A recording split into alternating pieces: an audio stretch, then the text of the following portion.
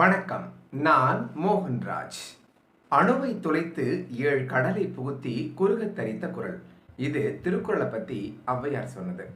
வெறும் 1.25 அடியில் உலகை அளந்தவர் திருவள்ளுவர். ஒவ்வொரு குறள்லையும் வெறும் 7 சீர்கள் தான் இருக்கு. அந்த 7 சீர்களுக்குள்ள பல வியப்புக்குரிய விஷயங்களை சொன்னவர் வள்ளுவர்.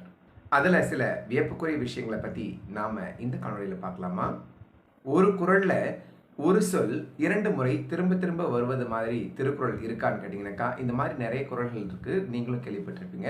ஒரு குறளை எடுத்துக்காட்டா பார்க்கலாம். ஒழுக்கம் விழுப்பம் தரலான் ஒழுக்கம் உயிரினும் ஓம்பப்படும். இந்த குறள்ல ஒழுக்கம் அப்படிங்கிற சொல் 2 முறை திரும்ப திரும்ப வந்திருக்கு. சரி, ஒரு குறள்ல 2 சொற்கள் 2 முறை திரும்ப திரும்ப வர மாதிரி திருக்குறள் இருக்கான்னு கேட்டீங்கன்னாக்கா, நிச்சயமா இருக்கு. யாதனின் யாதனின் நீங்கியான் நோதல் அதனின் அதனின் இளன். இதுல யாதனின் யாதனின் அப்படிங்கிற சொல்லும் அதனின் அதனின் அப்படிங்கிற சொல்லும் 2 முறை திரும்ப திரும்ப வந்திருக்கு. அதெல்லாம் சரிதான். ஒரு குறள்ல ஒரு சொல் 3 முறை திரும்ப திரும்ப வர மாதிரி திருவள்ளுவர் எழுதியிருக்காரான்னு கேட்டீங்கன்னாக்கா, நிச்சயமா எழுதியிருக்காரு. அது என்ன குறள் அப்படின்னு கேக்குறீங்களா? உதவி வரைத்தன்று உதவி உதவி செய்யப்பட்டார் சால்பின் வரைத்த. இதுல உதவி அப்படிங்கிற சொல் 3 முறை திரும்ப திரும்ப வந்திருக்கிறத நீங்க பார்க்கலாம். ஓ வாவ் கிரேட் அப்படின்னு நீங்க நினைக்கிறது புரியுது. இதை விட பல பெரிய விஷயங்களை பண்ணியிருக்காரு.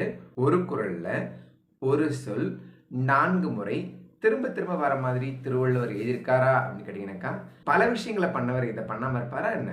இடும்பைக்கு இடும்பை படுப்பர் இடும்பைக்கு இடும்பை படாதவர்.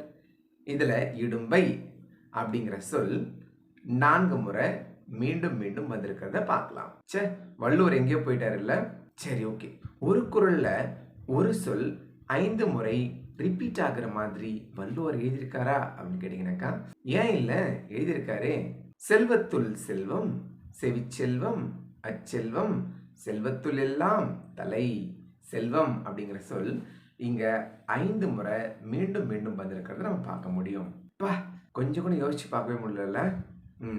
அதெல்லாம் சரிதான். எல்லா குறள்லையுமே வெறும் 7 சீர்கள் தான் வரும்.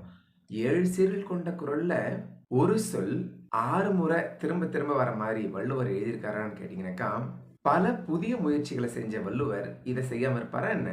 பற்றுக பற்றற்றான் பற்றினை அப்பற்றை பற்றுக பற்று விடற்கு. இந்த குறள்ல பற்று அப்படிங்கிற சொல் மீண்டும் மீண்டும் 6 முறை வந்திருக்கு. இன்ட்ரெஸ்டிங்கான விஷயம் தான் இல்லைங்களா? சிறிய குறளின் வழியாக பெரிய மனிதராக உயர்ந்திருக்கிறார் வள்ளுவர். மீண்டும் நாம அடுத்த நல்லதொரு காணொளியில் சந்திப்போம். அதுவரை நன்றியும் வணக்கங்களும்.